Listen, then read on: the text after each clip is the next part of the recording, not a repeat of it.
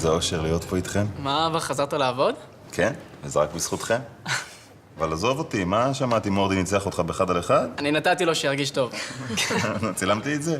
אני לא הייתי שם, אתה קולט? הייתי תקועה בספרייה, בשביל מה? בשביל הנאום האידיוטי הזה? אני מת לשמוע אותו כבר, ואני בטוח שהוא יהיה מקסים.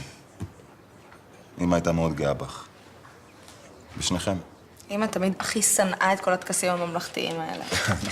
אהלן, משפחת רשף, כמה שאלות, אפשר? איך אתם מרגישים? מה שלומכם? טוב, נו.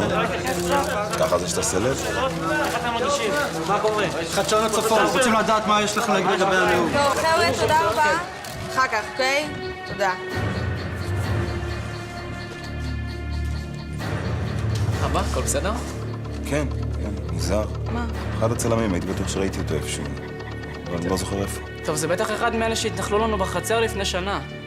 חודשיים לא יכולתי לשחק כדורסל בחנייה, זוכרת? ברור שאני זוכרת, זה היה החודשיים הכי שקטים בחיים שלי, בלי הכדרורים המעצבנים שלך.